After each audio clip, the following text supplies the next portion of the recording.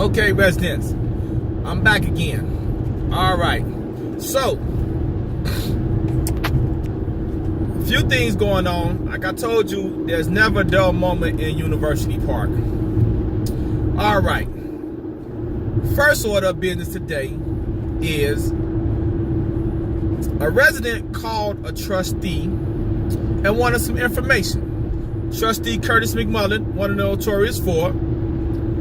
What the resident was inquiring about was, there's a business in the town center, all right? The Thrift Store / Leukemia Foundation. It's run by Donna Gaston, which is she's very good friends with the mayor, all right? So, the resident, at the last board meeting, the village passed that business will fall under the liability insurance of the village. The village pays insurance on the town center, so they decided to put that business, particular business, under the liability insurance of the village, which means our tax dollars are paying liability insurance for a business that should be paying it for themselves, okay? So, put two and two together, connect the dots. The lady is very good friends with Vivian Covington. Now Vivian Covington, once again, is doing favors, political favors, you know? All this leads to votes. All this leads to votes. The bottom line is votes. Might be a little blurry because the sun is coming down on the camera. But anyway, all this leads to votes. All right? No way is our tax dollars supposed to be paying liability insurance for a business. No way possible. All right? So, the resident wanted to call Curtis McMullen and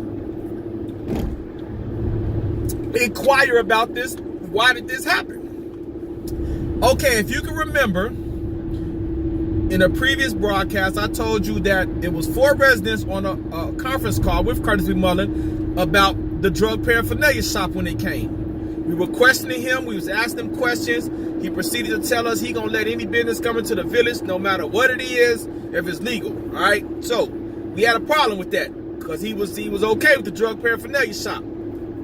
So he got upset because we questioned him like that and things like that. I put it out there for the public to know because our conversation is public knowledge. We don't have anything to hide. But he proceeded to bring that time up to this resident who was questioning him about the liability insurance.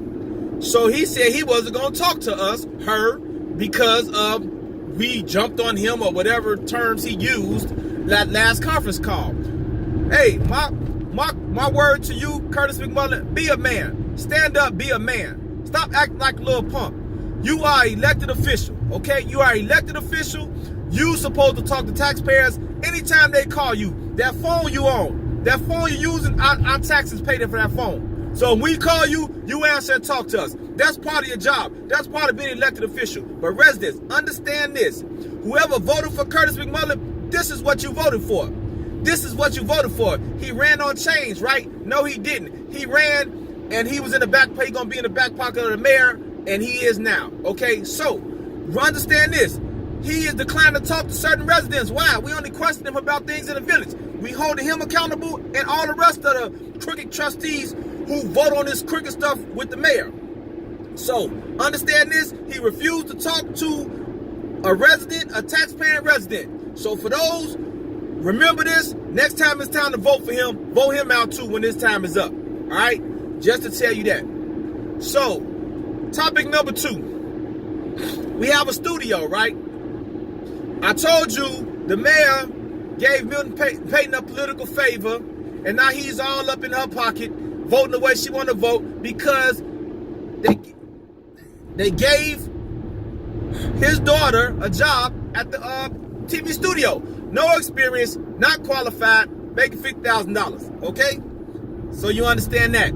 So, this resident went to her place of work. All right? She has offices in that studio building, the Raggedy building right there, over there behind the Speedway on Exchange.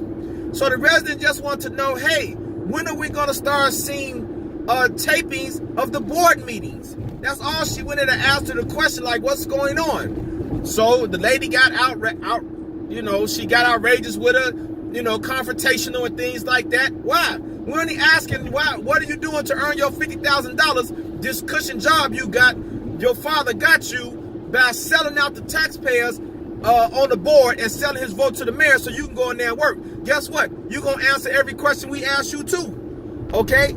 If we come in there, that's where your office is, then that's where we going to come. Okay? So she called the police. So the police came down there and asked the resident to leave. So here's the thing. All right? Here's the thing. They run in this village like the communist country.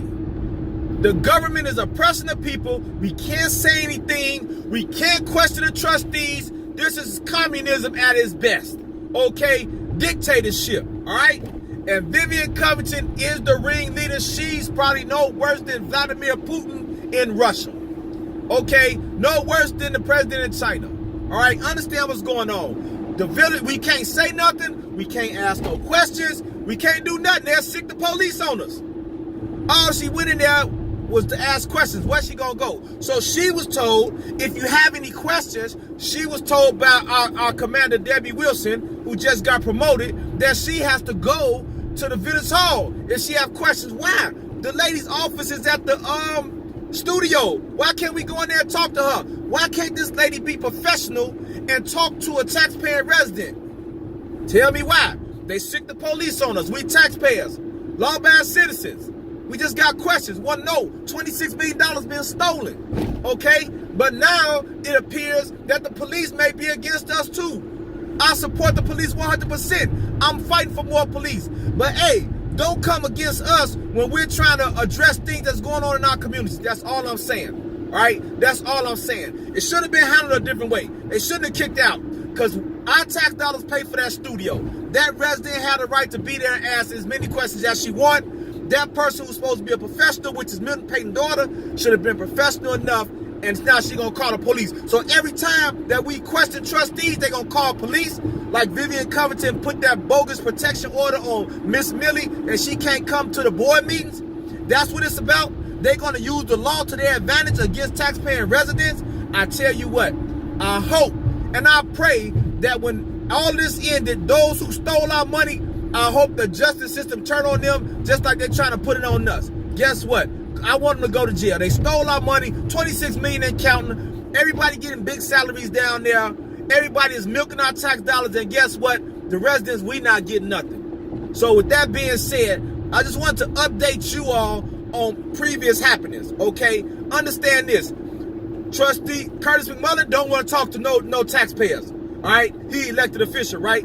Employee of the village at the studio don't want to answer simple basic questions.